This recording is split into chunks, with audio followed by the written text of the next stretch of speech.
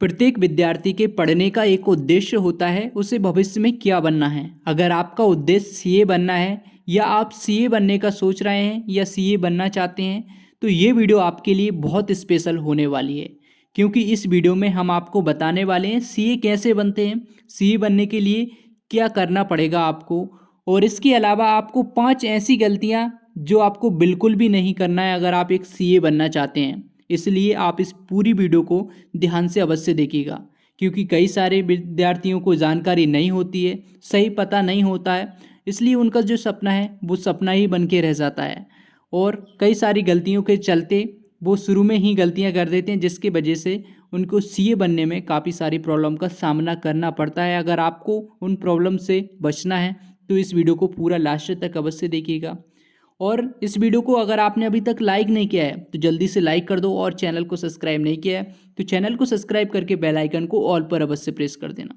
तो चलिए अब वीडियो को शुरू करते हैं और जान लेते हैं। तो सबसे पहले हम जान लेते हैं सीए का फुल फॉर्म क्या होता है। सीए का फुल फॉर्म होता है चार्टेड अकाउंट। और इसके बाद में अगर हम बात करें सीए का जो कोर्स होता है वो कितने साल में, कितने वर्ष में पूरा होता है, तो अगर आपने 12th पास कर ली है तो 12th पास करने के बाद में लगभग इसको 4.5 से 5 साल लगते हैं सीए कंप्लीट होने में। अगर आप सीए करना चाहते हैं तो इसके लिए आपको 4.5 से 5 साल आपको देने पड़ेंगे, और इसमें काफ़ी ज़्यादा मेहनत आपको करनी होती है। अब इसके बाद में अगर हम करियर ऑप्शंस की बात करें, जॉब्स की बात करें, तो सीए से काफ़ी अच्छी जॉब्स और सैलरी पैकेज मिलते हैं। क्योंकि सीए का जो काम रहता है वो रहता है जैसे कि फाइनेंस, टैक्स और अकाउंटिंग से संबंधित काम रहता है। बड़ी बड़ी कंपनियों में अकाउंटिंग का काम और टैक्स से संबंधित सलाह, इसके बाद में फाइनेंस से संबंधित सलाह, इससे संबंधित आपको फाइनेंस से जुड़ी आपको जॉब्स मिल जाती हैं, टैक्स, फाइनेंस और अकाउंटिंग से संबंधित। और इसके अलावा सीए बनने की जो पूरी प्रोसेस है, कक्षा 10वीं के बाद से लेकर सीए बनने तक की पूरी प्रोसेस, जॉब, सैलरी से लेकर सब कुछ इस 8 मिनट की वीडियो में हमने बता रखा है पहले से ही। इसलिए अब हम उस प्रोसेस के बारे में बात नहीं करेंगे। इसकी जो लिंक है वीडियो की वो डिस्क्रिप्शन में दे देंगे, तो इस वीडियो को देखने के बाद में आप इस वीडियो को देख सकते हैं। इसमें पूरी प्रोसेस बताई गई है सीए बनने की।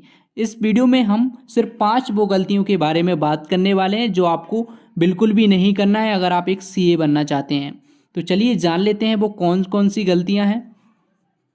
सबसे पहली जो गलती है वो है सही सब्जेक्ट का नहीं चुनना। तो यहाँ पर छात्र क्या गलती करते हैं, वो क्लास 10th के बाद में कोई सा भी सब्जेक्ट ले लेते हैं और किसी भी स्ट्रीम से आप पढ़ाई करने लगते हैं। लेकिन अगर आपको एक सीए बनना है तो इसके लिए आपको क्लास 10th के बाद में कॉमर्स सब्जेक्ट से अपनी पढ़ाई जारी रखना चाहिए। क्योंकि फ़ायदा इससे आपको क्या मिलता है, जैसे कि जो आपको सीए में पढ़ने को मिलता है उसकी आपको जानकारी पहले से ही हो जाती है। क्योंकि बीकॉम, अकाउंटिंग वगैरह इसी से संबंधित स्टडी मटेरियल आपको देखने को मिलता है जो आपको सीए में आपको मदद करेगा। और अगर आप किसी अन्य स्ट्रीम के साथ अपनी पढ़ाई जारी रखोगे तो आपको सीए पढ़ने में थोड़ा आपको डिफ़िकल्ट लगेगा, समझने में भी आपको डिफ़िकल्ट लगेगा। इसलिए आपको कॉमर्स सब्जेक्ट से अपनी पढ़ाई जारी रखना चाहिए अगर आप एक सीए बनना चाहते हैं। और वैसे तो आप किसी भी स्ट्रीम से पढ़कर बन सकते हैं। और इसके बाद में दूसरी जो गलती है वो है अंग्रेजी भाषा को लेकर। अगर आप अंग्रेजी भाषा में कमज़ोर हैं, अच्छे से पढ़ नहीं पाते हैं, बोल नहीं पाते हैं, समझ नहीं पाते हैं, तो आप समय रहते हुए आप अपनी अंग्रेजी में इम्प्रूव कर सकते हैं। बोलना और पढ़ना और समझना आपको आना चाहिए अगर आप एक सीए बनना चाहते हैं। क्योंकि मान लो अगर आप बड़ी बड़ी कंपनियों में जब सीए की आप जॉब करोगे तो वहाँ पर अंग्रेजी का सबसे ज़्यादा यूज होता है।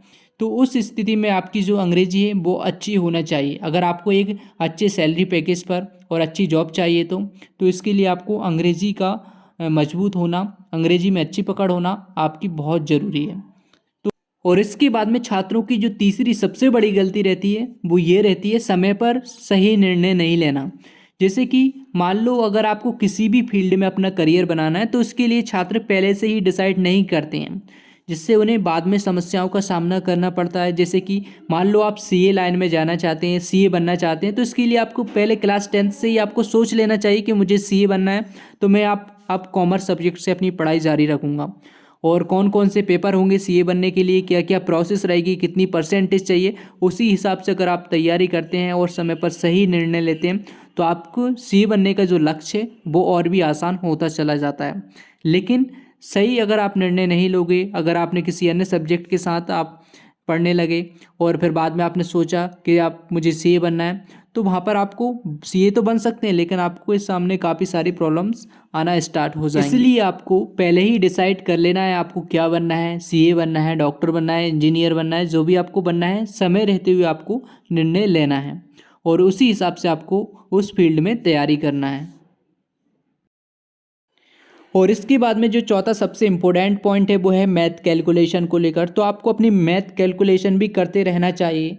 वैसे तो जब आप सीए कोर्स करोगे तो आपको अपनी कोर्स में सब कुछ पढ़ने को मिलेगा, लेकिन फिर भी आप प्रतिदिन मैथ कैलकुलेशन अवश्य करें।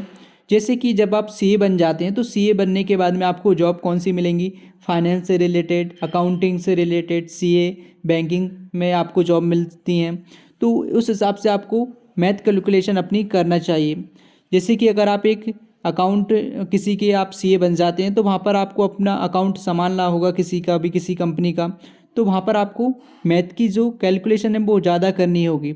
इसलिए जल्दी तरीके से करने के लिए आपकी कैलकुलेशन, मैथ कैलकुलेशन भी अच्छा होना चाहिए, जिससे कि आपका जितना ज़्यादा अच्छा एक्सपीरियंस होगा उतनी बड़ी कंपनी में आपको जॉब ऑफर्स आएंगे, सैलरी पैकेज भी आपको अच्छा मिलेगा। तो इसलिए आपकी अपनी जो मैथ कैलकुलेशन है वो आपको अपनी अच्छी रखना है। और इसके बाद में जो पांचवा पॉइंट है वो बहुत ही महत्वपूर्ण पॉइंट है, वो है अनुभव यानी कि एक्सपीरियंस। जब आप क्लास 12th के बाद में सीए कोर्स कर रहे होते हैं तो सीए कोर्स करने में लगभग आपको 4.5 से लेकर 5 साल का समय मिलता है। तो ये जो कोर्स जब आपका चल रहा होता है इसके बीच में आप किसी भी सीए के अंडर पार्ट टाइम में काम भी कर सकते हैं, जिससे आपको क्या होगा, एक्सपीरियंस होगा। तो इससे क्या फ़ायदा आपको मिलेगा ये भी मैं आपको बताऊँगा। तो यहाँ पर इससे ये फ़ायदा मिलेगी, जैसे कि आप किसी भी प्राइवेट कंपनी में जॉब करोगे, सीए की जॉब करोगे तो वहाँ पर आपसे एक्सपीरियंस मांगा जाएगा। तो आप उस एक्सपीरियंस को वहाँ पर बता सकते हैं आपने कितने साल यहाँ पर कहाँ पर काम किया, तो जिससे आपको सैलरी पैकेज जो है वो आपको अच्छा मिलेगा और अच्छे लेवल पर आपकी जॉब मिल जाएगी। और कई सारे ऐसे लोग रहते हैं जो कि पर्सनली सीए रखते हैं, क्योंकि उनके अकाउंट को संभालने के लिए, मैनेज करने के लिए, टैक्स सलाह के लिए कई सारी कंपनियां रखती हैं, टैक्स सलाह के लिए, मैनेज अकाउंट मैनेज करने के लिए। तो सीए वालों के लिए काफ़ी सारे जॉब ऑप्शंस रहते हैं। या फिर सीए वाले चाहें तो आप अपना खुद का ऑफिस भी खोल सकते हैं, टैक्स जमा करने के लिए, टैक्स सलाह के लिए, अकाउंटिंग वगैरह से संबंधित जानकारी के लिए। तो इस प्रकार से सीए वालों के लिए काफ़ी सारे ऑप्शंस रहते हैं। छात्रों, हमें उम्मीद है कि आपको ये जानकारी बहुत पसंद आई होगी। अगर आपको वीडियो अच्छी लगी है तो इस वीडियो को लाइक अवश्य करें और चैनल को अगर आपने अभी तक सब्सक्राइब नहीं किया है तो चैनल को सब्सक्राइब कर लेना और वीडियो को लाइक अवश्य कर देना। और अपने इस वीडियो को अपने सभी दोस्तों को अवश्य शेयर करें, जिससे वो भी सीए बनने के बारे में जानकारी जान सकें। और इसके अलावा अगर आपको सीए बनने की पूरी प्रोसेस चाहिए कि 10वीं के बाद से ही लेकर सीए कैसे बनते हैं, पूरी A to Z process CA बनने तक की, वो आपको हमने एक वीडियो में बता रखी है, जिसकी लिंक आपको वीडियो के डिस्क्रिप्शन में मिल जाएंगी। तो आप उस वीडियो को पूरा देखोगे तो आपको पूरी जानकारी मिल जाएगी। चलिए मिलते हैं नेक्स्ट वीडियो में। Thanks for watching.